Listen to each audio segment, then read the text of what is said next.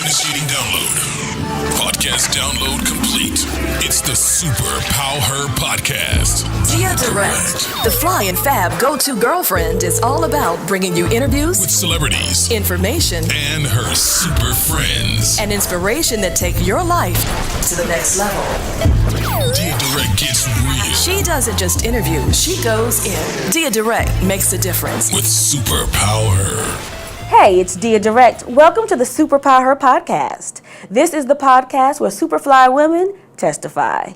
And today, not only is my guest superfly, but she is on top of her business. That's right. We have Mahisha Dellinger, who is the star of Mind Your Business with Mahisha on the OWN network. She is also the CEO and founder of Curls Inc., and maybe some other companies that we'll find out about, okay? So she has a lot going on, but today you are going to get not only tips and tools on how to mind your business, but also how to go from being at your job or corporate America and transitioning into your own business. What that looks like, what the ups and the downs are, what are the key lessons that Mahisha learned along the way, and what advice she would give you in the meantime. You know, that meantime that we all have where, okay, you want to make that transition, but then you're not making money. What do? How do you go from your job to a profitable business? And what should that look like? What should your routine look like? So we get into some really nitty-gritty details about how to mind your business. And of course, she also shares her testimony, which might surprise you. And also, we're going to find out her superpower. And so we'll hear from Mahisha, who I had to call because, of course, as the mogul she is, she's super busy. So we're going to get Mahisha on the line right after this. Real talking tools to reboot, realign, and reignite fire in your life. It's Super Power with Deya Direct. Some of us look soft on the outside, but we're hard as stone inside. Others appear hard on the outside, but are really marshmallows inside. If this is you, it probably means you're often misunderstood. It may even be hurting your love life, brand, or professional growth. This year, let's be more strategic and intentional. Soft is the new power book, has the answers you need, guiding you on how to tap into your soft side and using it as a strategic edge. Be more intentional by using emotional intelligence to communicate. Learn and leverage the art of becoming a man whisperer. Go to Amazon.com and order your copy of Soft is the New Power today. It's where superfly women testify. Superpower. Mahisha, tell me, how did you decide to start Curls in the first place? Oh, I started Curls out of a desire to actually leave corporate America.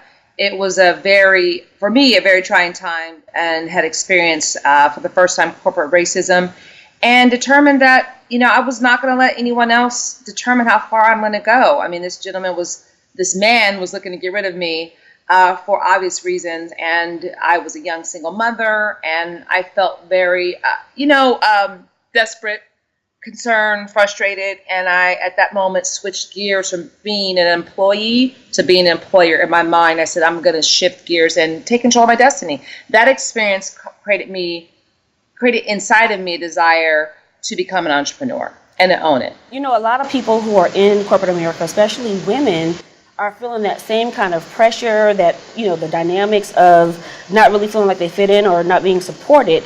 But, it's one thing to feel like, okay, hey, I want to quit my job and start my own business. But talk about your game plan.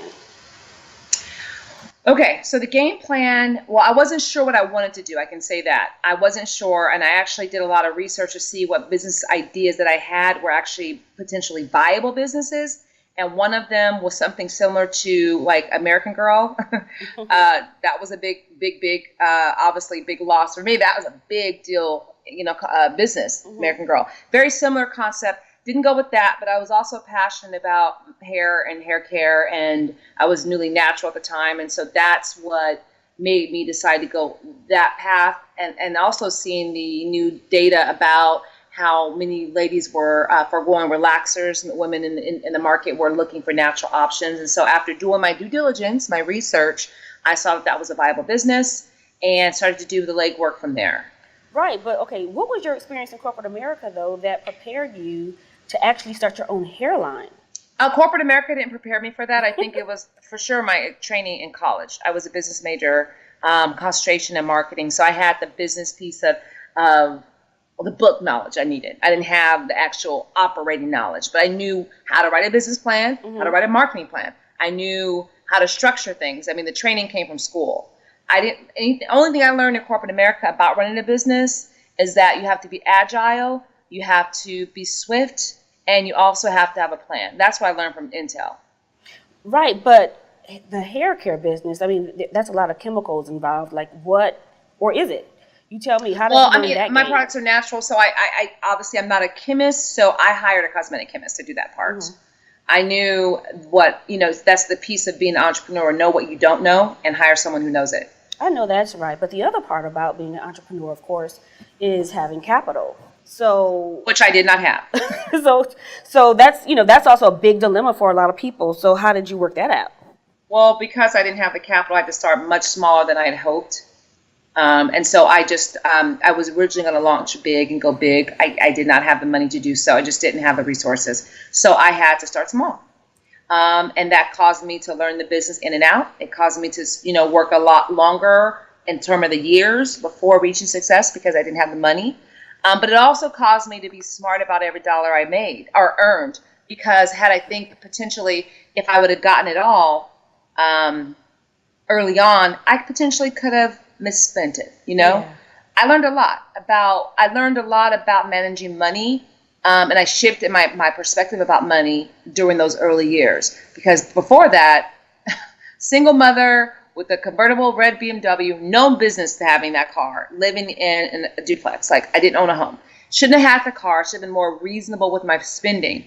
But I shift gears, and my process of how I dealt with money changed. And so in those times, I realized live below your means is important, and reinvest every dollar you make the first 3 years back into the business so it can be successful if you don't have someone helping with the funding. That's not only is that huge, but it sounds like you had to learn how to delay gratification, which is a huge discipline that a lot of people struggle with. Yes, definitely. I had to learn that, hands down. But I wanted it so desperately, and I believed in it, so I was willing to take that chance.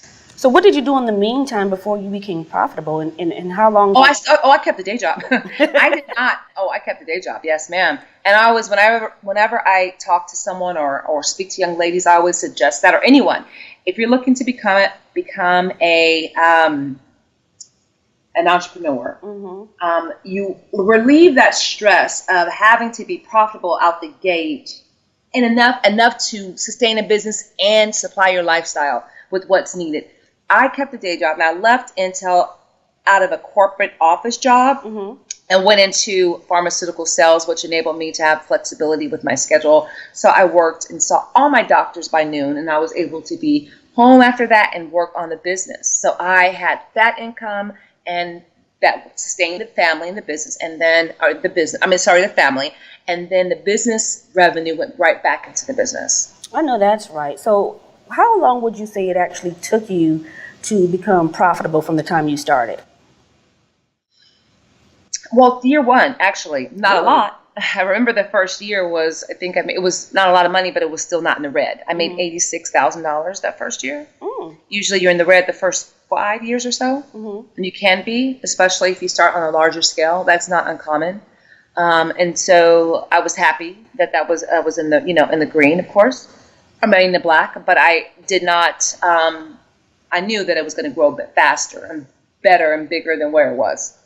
A huge part, though, of starting a business is also marketing. So once you got your formula, you knew it was right, this is what I want to do, how did you go about marketing yourself and making money? Well, that was before social media, so it was a lot of grassroots marketing. I didn't have a blogger or influencers or people that could write about the product and shout it out, and definitely wasn't investing in television commercials, and that, I had to be very wise with the money I did have. Mm-hmm. So it was very grassroots and going to where the customer was and letting them experience the product firsthand. So that means you had to do a lot of giveaways. Oh yeah, definitely. Uh-huh. So Yep. did you know that ahead of time, or was that like something you learned, and was that hard? Because sometimes when you're in the red initially or starting out, it might feel weird to be giving your product away. Well, no, I knew I had to. I mean, it doesn't feel weird. I mean, if you know, what you should know, that when you're a brand new business, you have to let people experience it. Mm-hmm. So it made sense to me. Some people may think, oh, I don't know if I can afford it, but that's part of the marketing budget, always. So talk to me about your daily routine, because I know you can be very regimented and you're about your business. So when you started out, what did your day look like? Like, and did you, because there are like routines that successful people have. And so I read something about 10 successful people and their routines. What was yours? Well, gosh, I had still today, I'm very tight and structured with my time. I have a lot of kids. I have 4. Back then I had 3, 2 back to back. So I had to have help, of course. So my days started with waking up, getting the kids ready, and the nanny would come in and help. Mm-hmm. I worked from home from the time they were little all the way till they went to school. So my day started with playing with my children and then off to my office. And that day was usually check, getting caught up with what I had to do for the day for Pfizer, getting my schedule going and out the door to go see my first 3 doctors. And it was a very structured day of making sure I could hit every single of the 8 doctors I had to see in a day by noon. So I had to be structured. You have to see 8 doctors in a day. I had to see them by noon to keep my schedule going for curls. Mm-hmm. So I was the first rep in, and that made my day go smoother. Came home at noon, had lunch with my children, and started working again on curls from 1 on. And so I had a full-time day that I split in half with 2 jobs. Wow. So how did starting this business impact your family life, both because you were married and you had kids? Well, yeah. Well, it was, it's a lot. It was a lot because it was 2 of us and we had help. We had a nanny that helped because we had 2 babies. We had a baby and a toddler. So my husband and I became the best team ever because we were juggling so much. And without his help, I could not have done it.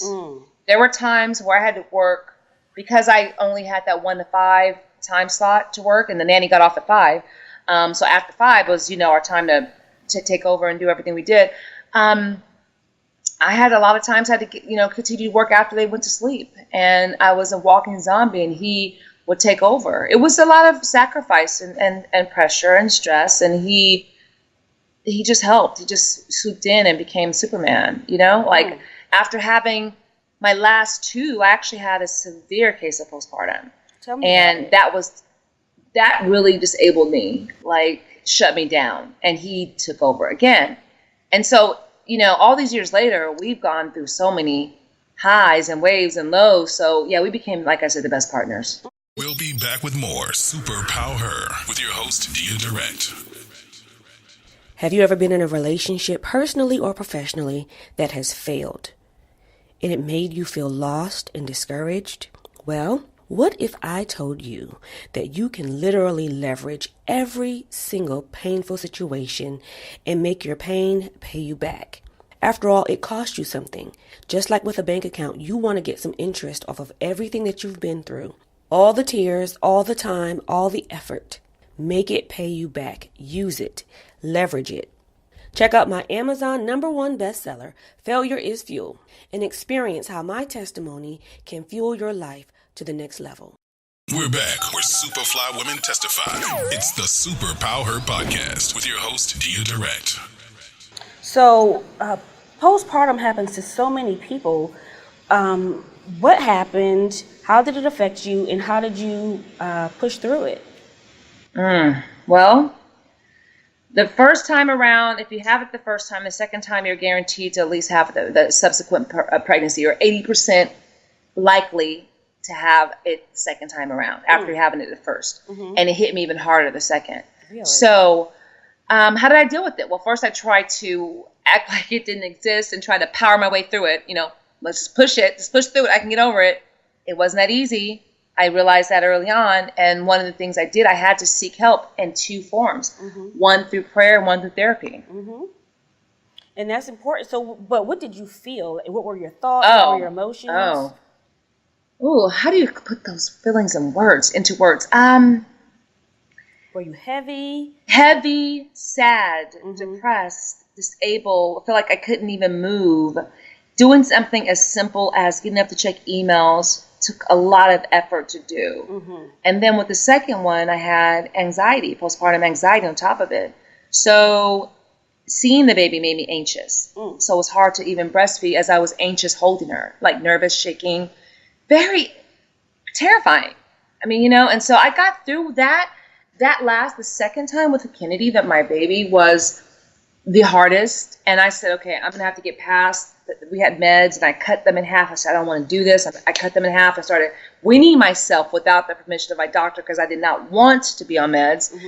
And then I asked the pastor to come over and pray with me. The pastor and some of the ministers and interceded. And I don't know how many people that are listening believe in the power of prayer, but I do. And I remember feeling the weights being lifted, and it was done for me after that with Kennedy. I love it. Well, faith without works is dead, and so I think it's really important too for African Americans, women, people to recognize that there are tools, including getting help, getting counseling, and I think in this season right now where so many people are overwhelmed, including like with social media, we're seeing it a lot with a lot of high-profile people. People are really struggling emotionally, and I think it's important to share that kind of testimony because when people look at you now, they see the success, they see how great your business is. So, but there's always that story before the glory, Story before the glory. I like that. Yes. So, okay, so you started off just you and a chemist and your husband. So tell me about, how the company has grown and where are you now? How many employees and, what's going on? Oh, it's grown. We started in our garage with me and my husband. And then we went from that we hired in our garage still, like one employee that was packing in my garage. And then we had this burst that growth had happened by year 2. So we hired 2 people. And then it kept growing. But what shifted is that we went from just being an online e-commerce based business to then us calling salons, to some salons calling us, to distributors calling. And then we got the big call, that one call from Target. The beauty buyer for hair care at the time was a blonde hair, blue-eyed woman named Linda Sullivan. Linda Sullivan saw that her ethnic hair care sales were down, and she couldn't understand why. Relaxers did wonderfully for her, and they were down. They kept going down every single quarter.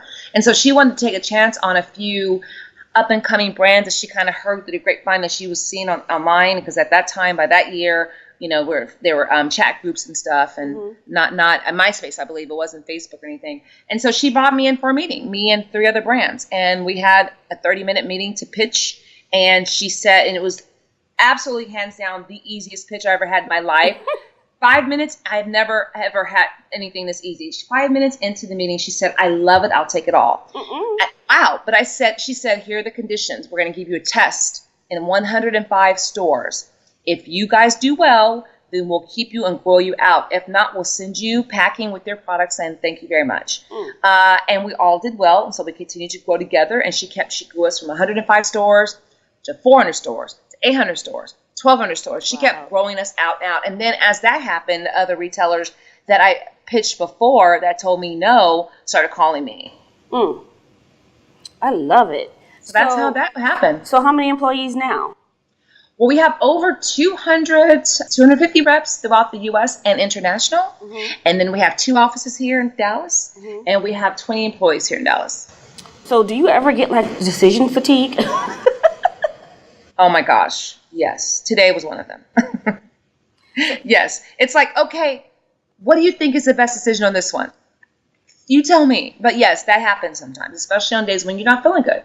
I'm human, Yeah, absolutely. And so how do you protect yourself, especially with so much growth? And, we talk about self-care, how important it is. And with your show, you are helping other businesses to grow and to take care of themselves. But how does Mahisha take care of herself?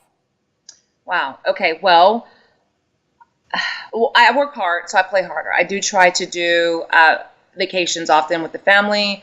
I do love a regular massage, and then downtime. And I hate to admit this last part. When I don't want to think, I just want to go and just like chill. I have a glass of wine and watch some reality TV. Why do you hate to admit that? Well, because it's not like brain food. You're just. Well, that's the best part, because guess what? That's what most people do. That's what most women like us do. And it's good to know that, okay, you can do both. You know what I mean? It's not like you can only be one thing. You're human, and right. You have a lot of roles, mom, wife, but you're also a woman and a girlfriend, and you do what women and girlfriends do. Like, that's a good thing. Yes. So, and I enjoy time with my husband. Girlfriends, I just try to do what makes me happy. So I have zero space in my world for anything that doesn't make me feel good, because I have a lot of pressure. I do feel that. And I know this is time sensitive. But I do have to ask you, how do you transfer your energy though, from work mode to mom mode and wife mode and girlfriend mode? Because, energy doesn't have a beginning or end. And so you have to transfer it. How do you do that? I don't know how. I just know I do it, and I'm a chameleon, and it's what I have to do. What do we do when you have to do something? We rise to the occasion, right? As powerful women that have had Here's the deal. I've had much worse in my life growing up. So having to balance and switch gears, this is cake. Like, seriously? Like, I'll take this any day of the week, this kind of stress, right? Okay? Because I have a table to sit down and eat at. I love it. And so for all of our women who are listening to us now, before we go, and they want to pitch their business, what are your tips for pitching? Like, what makes a pitch good? Okay, first of all, you have to be succinct, and I see this all the time. I just saw it on my show. First of all, know the ask and know exactly what you need, okay? So know the amount and have a realistic amount of ownership that you're going to give back. How do you know the amount? Investor. Well, that part, that takes a little more, finessing and speaking to someone that has knowledge on it. But also beyond that, second thing they want to know is, how do you plan on spending that money? So first, know what you're asking for and have a reasonable amount of equity you're going to provide. Know how you're going to use the money, okay, that you want, and how fast you're going to be able to pay it back. And know all those things very clearly, because people who are going to have money to invest won't want to invest in you if you don't know those things. And lastly, I forgot one other thing important. Know your numbers. Know your profit margins, your expenses, your revenue. Know all of that backwards and forwards. They won't invest in you if you don't even know your own data. I know that's right. Well, Mahisha, this is the Superpower Podcast where Superfly women testify. So I have to ask before we go, what is your superpower? I would say that I'm a chameleon. That is my superpower. I'm able to shift gears, and no matter what environment you throw me into, I'm going to thrive. I love it. Listen, thank you so much for sharing such tips and tidbits. And we look forward to watching you more on OWN, and anything else coming up that we should know about and look out for. Yes, we just launched or announced today that I'm doing an academy, Black Girls Making Millions Academy. Building millionaires one Black girl at a time. We're taking the spirit of the show into an academy where we're taking 40 women away from their normal day-to-day environments, and we have 3 tracks of classes you can choose from. Either the startup, if you're a brand new company and you need help starting, the come up, where you have a business and you need help growing, and finally the blow up, where you have to pitch your ideas for investing. And we'll announce all the experts that will be with us and the date in June soon. So follow me at Mahisha_Dellinger and Black Girls Making Millions Instagram. Right. Go ahead and sign me up now. Thank you. Thank you, girl. Real talking tools to reboot, realign, and reignite fire in your life. It's Superpower with Deya Direct. Did you enjoy that interview? It was good, right? Like, succinct, bottom line, but some really, really good tools. So our power word for today is growth. Mahisha literally went from starting her business in her garage when she decided to leave corporate America and go into starting something for herself so that no one else would be able to determine her destiny. We can all relate to that. But the growth process and the idea of going from what you want to do to manifestation, it's a process. It takes time. And so every day wasn't Sunday, as you can see and hear with her. And so as we all are in our process of moving and shaking and trying to take things to the next level, do not be discouraged by the growth process. Let me tell you a little something about growth. Think about grass. When grass is growing, oftentimes they use manure on the grass to help it grow. Manure stinks. It is not something that smells good. Just like, let's say, hair. When you're in the in-between process with your hair, right? A lot of times when you're going from short to long, you're in the in-between stage, and we don't like it. So whether it's whatever it is, when we're in the growth process, there are going to be times and seasons where it gets uncomfortable. But that is not a reason to give up. That is actually what growth looks like. Growth is not from point A to point Z. There's a whole lot of in between that occurs. So don't give up or be discouraged. Understand that it's natural. And even like with Mahisha, every day was not Sunday. She went through postpartum depression. She went through hard days, long days, having to leave her kids, and trying to, being exhausted. That is what it looks like. So be encouraged in your growth process. Understand that your decision to move forward, to go after your dreams, doesn't mean that it's easy, nor is it supposed to be. Because even as Mahisha shared with us, going through the lean times, often it teaches you lessons that you would not have learned had you not gone through those lessons. And so baby steps are still steps in our growth process. Don't worry about getting all the way to the end. You need every step that you're going through to get the lessons that will take you to where you're going along the way. And if you skip the steps, it may cost you too much time, too much money, and a whole lot of tears. Okay? So growth is a good thing. And don't seek to push past that process. Push through it step by step, one day at a time. And if you have to pivot along the way, that's okay too.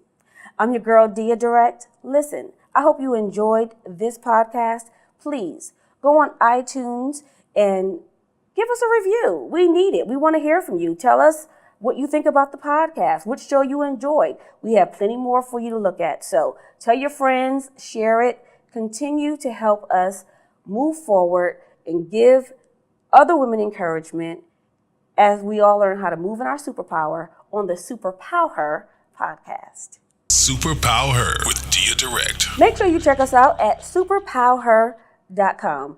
And for more information on me or classes or courses, go to Deya Direct, that's DEYA Direct.net.